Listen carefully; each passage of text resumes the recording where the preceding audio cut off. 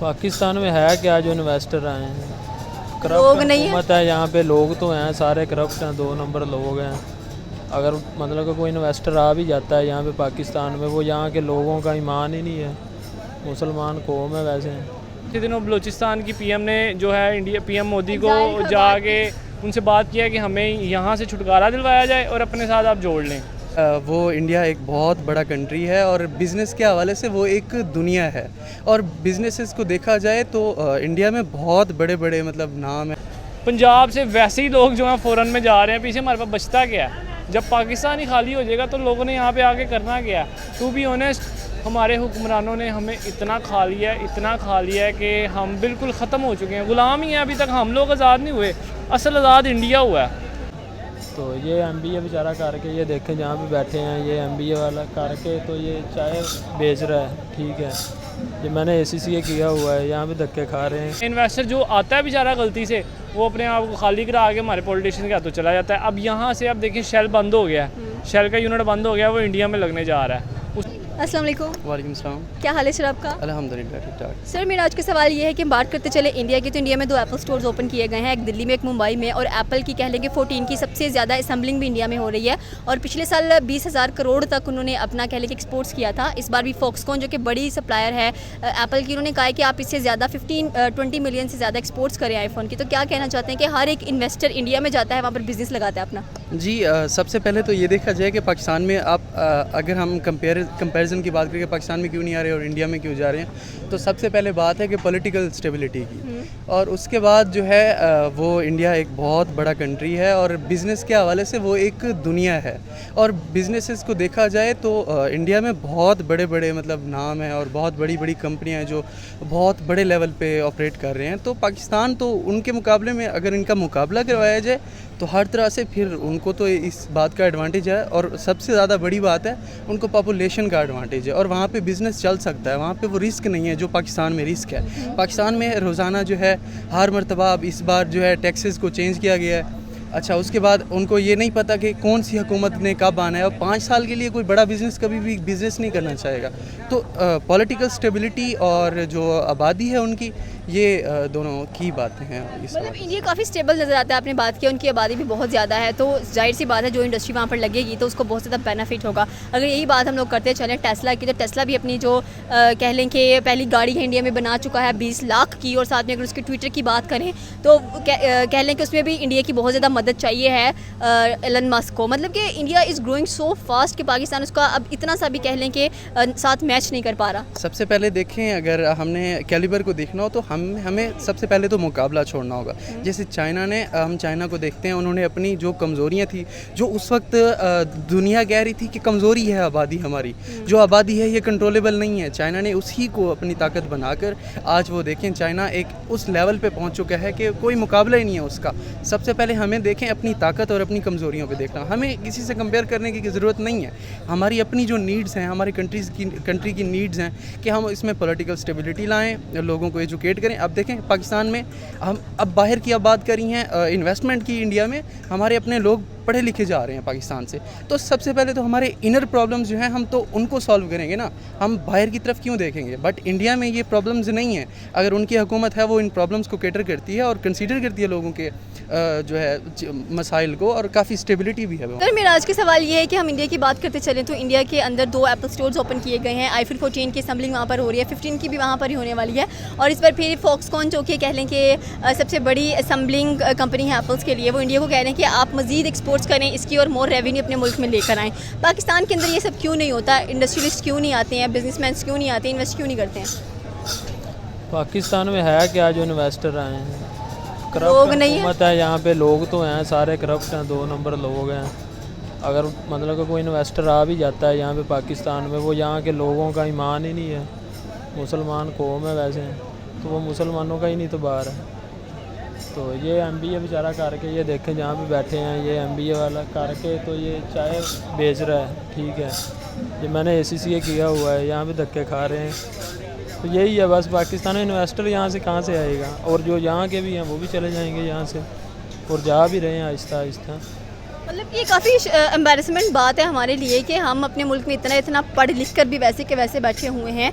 And वहाँ पर अगर हम अमूमन यही कहते हैं कि नरेंद्र मोदी भी चाय बेचने वाले हैं, एमए पॉलिटिकल साइंस उन्होंने किया हुआ है और आज वो प्राइम मिनिस्टर है अपने मुल्क के और मुल्क को इतना अच्छा लीड कर गए हैं। तो ऐसे तो खान भी आया था, वो भी क्रिकेटर ही था ना। अगर वो चाय बेचने वाला था तो वो उसे निकाल के बाहर मारा है उन्होंने। तो ये ऐसे ही है, यहाँ पे यही चलेगा। और यहाँ पे इन्वेस्टर ने लेना भी क्या है, आपको जैसे कह रहा हूँ कि आप देखें ये खाड़ी है, सफ़ायर है, ये पाकिस्तान में ये भी 2 ब्रांड क्लोजिंग कर रहे हैं, ठीक है। और वो सुनने में आ रहा था कि जो टोयोटा ने जो मतलब किया वो भी यहाँ से जा रहा है। होंडा की मतलब कि 3 माह से 1 यूनिट सेल हुआ है पाकिस्तान में नया। तो और पुरानी गाड़ियाँ देख लें कहाँ पे पहुँच गई हैं, है ही नहीं कोई, मतलब कि ज़रूरत से ज़्यादा महंगाई है ना यहाँ पे। तो इन्वेस्टर भी ये चीज़ देखते हैं, काफ़ी चीज़ें हैं इन्वेस्टर के पीछे। उन्होंने हुकूमत भी देखनी होती है, इंफ्रास्ट्रक्चर भी मुल्क का देखना होता है। अगर जो बड़ी कंपनीज आती हैं मुल्क में क्या है, उसके बाद लोगों को भी वो देखते हैं कि ये ईमानदार हैं या नहीं हैं। तो ये सारे फैक्टर हैं जो पाकिस्तान में ये तीनों फैक्टर चारों है ही नहीं। कि सवाल ये है कि बात करते जाएं हम इंडिया की, तो एप्पल के कह लें कि 2 स्टोर्स वहाँ पर ओपन हो चुके हैं, साथ में 14, 15 की मैन्युफैक्चरिंग वहाँ पर जारी होने जा रही है। 14 की तो ऑलरेडी हो रही है, 15 की भी प्लानिंग स्टार्ट है। क्या कहना चाहते हैं कि इस बार फोक्सकॉन जो कि बिगेस्ट सप्लायर है एप्पल का, उसने इंडिया से कहा कि आप अपनी एक्सपोर्ट्स को मजीद बढ़ाएं, आपके लिए टारगेट है, क्योंकि आपने पहले टारगेट भी बहुत अच्छे अचीव किए हैं। बिल्कुल ऐसी है। देखें वहाँ की जितनी आवाम है ना, 125 करोड़ वहाँ की आबादी है। अब एप्पल वालों को भी वहाँ पे अपना फ़ायदा ही नज़र आ रहा है। 14 प्रो मैक्स की प्रोडक्शन वहाँ पे स्टार्ट हो चुकी है, ठीक है। उसके बाद 15 प्रो मैक्स भी मेरे ख्याल से 2-2.5 माह में जो है लॉन्च हो जाएगा। उसकी प्रोडक्शन भी, उस पर भी काम होना शुरू हो गया है। तो वहाँ पे इन्वेस्टमेंट करना, जिस कंट्री ने इन्वेस्टमेंट किया उसी का फ़ायदा है। अब देखें यहाँ पर कोई इन्वेस्टमेंट क्यों नहीं करता। 10 लोगों में और 1000 लोगों में चीज़ बेचने में फ़र्क है, ठीक है। यहाँ पे 10 लोग हैं, यहाँ में से कितने लोग खरीदेंगे? 2 लोग खरीदेंगे। 10 जब आप 1000 लोगों में ख़रीदेंगे, कोई 200-300 लोग तो ख़रीदेंगे ही नहीं ना। तो वहाँ पे उनको फ़ायदा नज़र आ रहा है। इंडिया को ज़ाहिर सी बात है, उनके चीप लेबर है, उनके पास हर एक फैसिलिटी प्रोवाइड की जा रही है। उनको बुलाते हैं स्पेशल कि आप आके यहाँ पर इंडस्ट्रीज़ लगाएं, हम आपको ये बेनिफिट्स देंगे। अगर हम अपने मुल्क की बात करते चले तो हमारे पास तो इतना ना कह लें कि रकबा नज़र आ रहा है, ना हमारे पास इतनी सिक्योरिटी नज़र आ रही है, ना ट्रस्ट नज़र आ रहा है कि लोग यहाँ पर आएँ, ये इंडस्ट्री लगाएं। अगर कोई आता भी है तो हम ये सोच में पड़ जाते हैं, हमारे जो पॉलिटिशियंस इतने पढ़े लिखे तो है नहीं है कि उनको पता कि उनको खाना कैसे है। हमारे पॉलिटिशियन इस जगह पे दिमाग लगाना शुरू कर देते हैं कि हमारे पास इन्वेस्टर आ रहा है, उसको हमने खाना कैसे है, ठीक है। अब देखिए इन्वेस्टर तो बड़ी दूर की बात है। अब यहाँ अभी तक यहाँ पे टीम्स आगे नहीं खेलती, आपके ग्राउंड अभी तक वीरान पड़े हुए हैं। वेस्ट इंडीज़ आ गई, श्रीलंका आ गई, ये कोई टीमें हैं यार? इंडिया है, ऑस्ट्रेलिया है, पता चले कोई टीमें आई हैं। टीमें नहीं आ रही तो इन्वेस्टर्स कहाँ से आने हैं? इन्वेस्टर जो आता है बेचारा गलती से, वो अपने आप को खाली करा के हमारे पॉलिटिशियन के हाथों चला जाता है। अब यहाँ से अब देखिए शेल बंद हो गया है, शेल का यूनिट बंद हो गया, वो इंडिया में लगने जा रहा है। उसके अलावा आपको पता होगा पिछले दिनों बलूचिस्तान की पीएम ने जो है पीएम मोदी को जाके उनसे बात किया कि हमें यहाँ से छुटकारा दिलवाया जाए और अपने साथ आप जोड़ लें। पंजाब से वैसे ही लोग जो हैं फ़ौरन में जा रहे हैं, पीछे हमारे पास बचता क्या है? जब पाकिस्तान ही खाली हो जाएगा तो लोगों ने यहाँ पे आके करना क्या है? टू बी ऑनेस्ट, हमारे हुक्मरानों ने हमें इतना खा लिया है कि हम बिल्कुल ख़त्म हो चुके हैं, ग़ुलाम ही हैं। अभी तक हम लोग आज़ाद नहीं हुए, असल आज़ाद इंडिया हुआ है। अब देखें उसकी डेवलपमेंट देखने, वहाँ का काम देखने, लोग डरते हैं उनसे पंगा लेने से भी। हमारे यहाँ पे कोई भी आता है, अफ़गानिस्तान जैसी कंट्री से भी हमारी जो है इकॉनमी नीचे जा चुकी है। उनका अब कोई मेरे ख्याल से 1.5 या पौने 2 रुपये हो तो हमारा 1 रुपया बनता है। आप हिसाब लगा लें कितना फ़र्क है।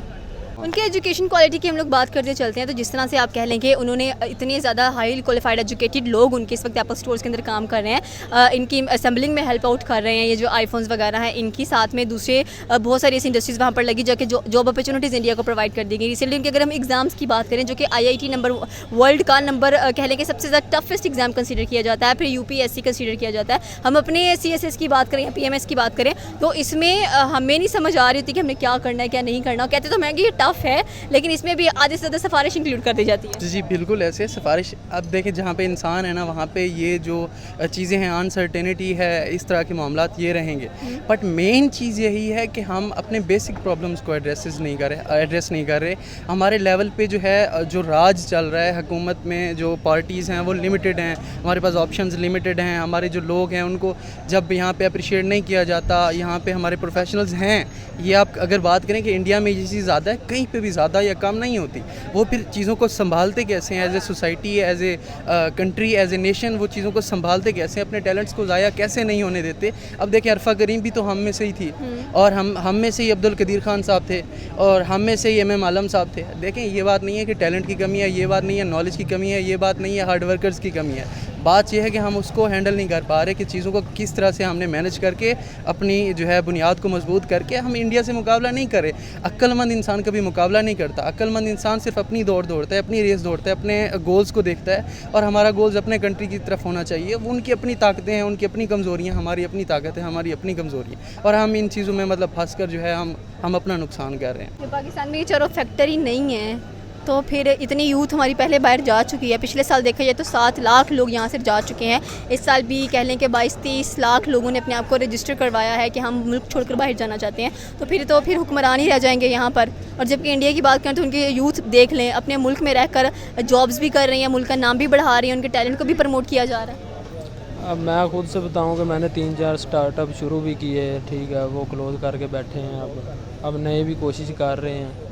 मतलब कि यहाँ हर्डल्स बहुत हैं, कोई भी काम करने के लिए ना एक अच्छा इन्वायरमेंट नहीं है।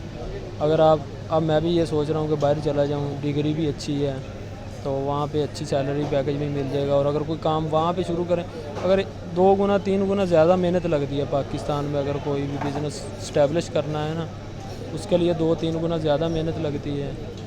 तो ये चीज़ें ज़्यादा फेस करनी पड़ती हैं। तो इस वजह से अच्छा ही है कि वो बाहर जा रहे हैं। तो वही लोग जा रहे हैं बाहर जो अफोर्ड कर सकते हैं। आप देखें ना, ऑस्ट्रेलिया, UK जो भी जा रहे हैं, स्कॉलरशिप में तो थोड़े से लोग जाते हैं, बाकी 50-50, 60-60, 1-1 करोड़ रुपए लगा के बाहर जा रहे हैं। उनके पास करोड़ रुपए है तो वो जा रहे हैं ना। वो भी जो सेटल फैमिली हैं उनके लड़के जा रहे हैं।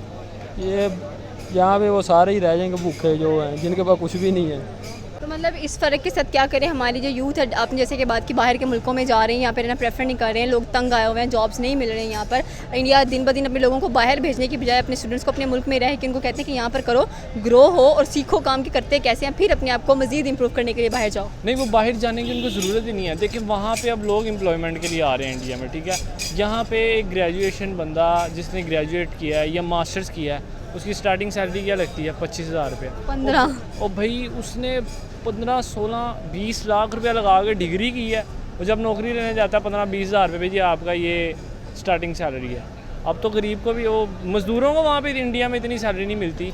इंडिया से अब बंदा बाहर कोई नहीं जाता। क्योंकि वहाँ पे हर बंदा अपना बिज़नेस करना शुरू हो गया। वहाँ पे मेरे ख्याल से 2030 तक PM मोदी ने कहा है कि वहाँ पे पता नहीं कितने मिलियनेयर होंगे, और यहाँ पे कितने कंगाल होंगे 30 तक, मुझे नहीं पता। Okay, thank you so much uncle.